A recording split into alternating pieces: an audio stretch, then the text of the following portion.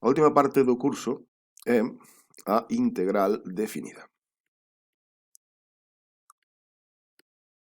Vamos, neste vídeo vou dar unha pincelada do que é a integral definida e como se calcula. Vamos a imaginarnos que temos, bueno, a integral definida denótase como algo así, integral entre dous números a e b de unha función f de x de x, vale? É igual que a integral indefinida, esta era a integral indefinida, vale? E a integral definida, pois o único é que aparecen uns límites de integración, un número a e un número b. Lembro que esta integral indefinida era unha primitiva calquera de f, bueno, era o conxunto de todas as primitivas, como se calculaba, pois unha primitiva calquera de f minúscula máis unha constante, vale? Esta é a integral definida, esta era a integral indefinida. Vamos a ver como se calcula ou que significa. Vamos a distinguir varios casos. Caso 1, mellor dito, que significa?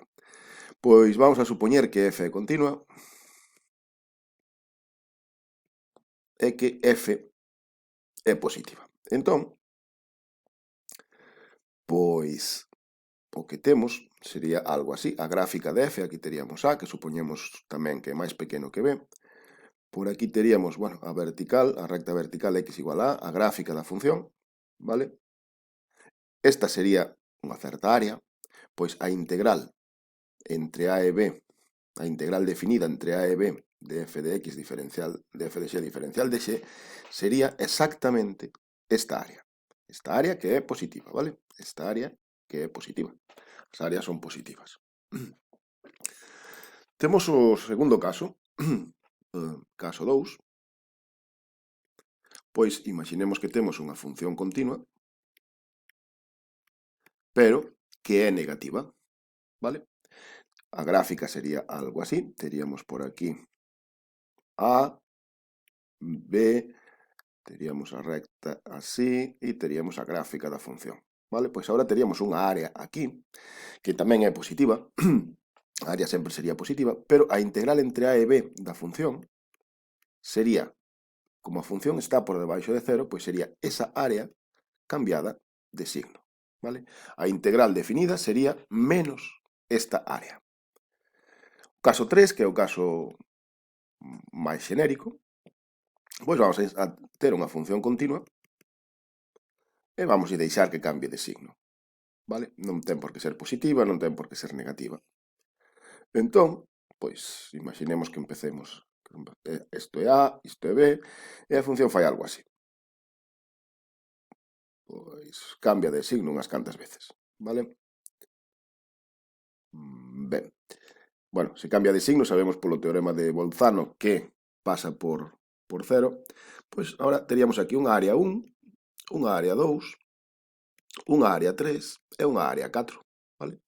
A integral entre A e B de f de x de x, esa integral definida, ten que relacionase con esas áreas, con A1, con A2, con A3 e con A4, vale? Recordo, A1, A2, A3, A4 son todas positivas, vale? Son áreas. Pois as que está, onde está a función por encima, A1 e A3, suman. Onde está a función por debaixo de cero, onde é negativa, A2 e A4, restan. Vale? Pois eso, en certas, isto é o que sería a integral definida, vale? Como se calcula en cada cacho destes? Pois vamos alá. Calcúlase usando a regra de Barrow.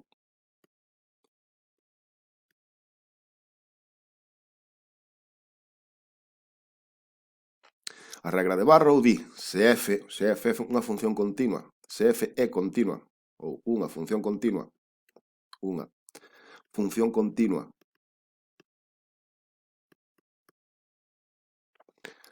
nun intervalo a b,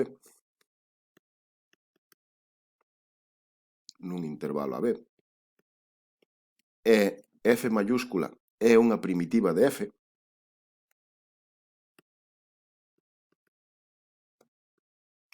minúscula, lembro que eso significaba, é dicir, f', a derivada de f mayúscula é f minúscula para todos os valores, para todo x pertencente ao intervalo AB, vale? Isto non faría falta poñelo, isto simplemente é para completalo, vale? F é unha primitiva de F minúscula, entón, pois, a integral entre A e B, a integral definida entre A e B de F de x diferencial de x é coller esa primitiva, substituíla no extremo superior do intervalo en B e restala no extremo esquerdo do intervalo ou no extremo inferior de integración, F de A. Iso sería como se calcula o valor da integral definida, vale? Vamos a ver como funciona isto nun par de exemplos. Lembro, integral entre A e B de F de x diferencial de x, regla de Barrow, sería F mayúscula de B menos F minúscula de A, onde, pois, F mayúscula é unha primitiva de F minúscula, de acordo? Ben, por exemplo, un caso moi sinxelo, integral entre 0 e 1 de x ao cadrado diferencial de x, vale? Isto é, se queremos, podémoslo imaginar gráficamente, é un cacho dunha parábola, por aquí teríamos 1, en 1 vale 1, vale? Pois que estamos calculando gráficamente esta área, vale? Como podemos proceder? Bueno, pois podémonos esquecer sempre, o problema está en saber calcular a integral definida, vale? Podemos olvidar dos límites de integración 0 e 1, e integral de x ao cadrado, esta era unha potencia de x, pois é x ao cubo, subimos un expoñente, dividimos entre 3, vale? Se sabemos facer isto, bueno, podemos poñer aquí máis c, sempre se pon, na integral indefinida ponse máis c, na integral definida non, por qué? Porque isto sería, bueno, vamos a chamar a isto f mayúscula de x. Entonces isto sería f de 1 menos f de 0. F de 1 sería sustituir aquí 1 tercio máis c, menos f de 0 sería 0 tercios menos c. Que lle pasa ás cs? Pois as cs, unha suma e unha resta, vanse. Entón, aquí sería inútil poñelo, vale? Isto en xeral non o escribimos así, senón que o escribimos así. Integral entre 0 e 1 de x ao cadrado de x, pois sería, sabemos que a primitiva esta, collemos unha primitiva calquera, non fai falta poñer máis c, isto escribímolo entre chaves, entre 0 e 1, entre corchetes, perdón, poñemos abaixo o límite inferior de integración 0, ao extremo esquerdo do intervalo, arriba o límite superior de integración ao extremo dereito do intervalo, e agora facemos a substitución. Sustituímos x, x por 1, menos x por 0. E danos 1 tercio. Como é un área, pois podemos poñer, se nos mandan calcular a área, podemos poñer unidades cadradas, se nos mandan calcular a integral definida, pois incluso, bueno, sempre, bueno, non tería por que representar unha área. Ben, cando menos con positiva, no sentido habitual. Outro exemplo un tanto máis complexo sería, pois, por exemplo, integral entre 1 e e do logaritmo neperiano de x diferencial de x. Como antes, bueno, aquí a complicación non está en que sea unha integral definida, sino en facer esta. Lembramos que isto se facía por partes, u igual ao logaritmo neperiano de x, du igual a 1 partido por x de x, dv igual a dx, v igual a x, vale? Aquí tiñamos na integral u é a derivada dunha función v, aquí temos a fórmula era u por v, x por logaritmo neperiano de x, menos o que hai deste lado, que sería x por 1 partido por x por dx, ou sea, x por 1 partido por x sería 1, vale? É dicir, isto sería x menos logaritmo neperiano de x por logaritmo neperiano de x menos x máis unha constante, vale? A parte difícil xa está feita, que era calcular esta primitiva, entón vamos aquí e sustituímos. Escribimos, perdón, primeiro poñemos a primitiva menos x. Non vou a poñer máis c, porque o sustituir en e, o sustituir en 1 e restar as c's vanse, entón é innecesario poñelas. Escribimos isto entre corchetes, entre 1 e e.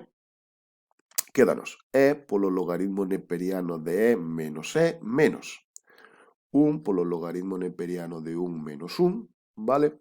E aquí, pois, miramos un par de cousas, vale? Deberíamos saber que o logaritmo neperiano de e é 1, que o logaritmo neperiano de 1 é 0. Unha vez que sabemos iso, pois é simplemente, continuamos por aquí, e polo logaritmo neperiano de e, que é 1 menos e menos 1 polo logaritmo neperiano, 0. Menos menos máis 1, vale? Canto nos queda esta integral? Pois esta integral ao final é 1, vale? Ese sería o valor da integral definida.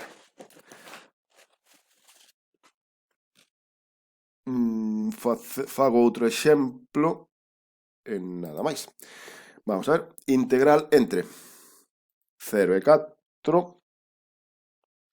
integral entre 0 e 4 de diferencial de x por x máis raíz de x, vale? Aquí, novamente, primeiro, a parte, digamos, máis complexa sería calcular esta integral. Isto facíamolo con t igual a raíz de x, por cambio de variable, por sustitución, que é o mesmo x igual a t ao cadrado, de x sería 2t de t, vale?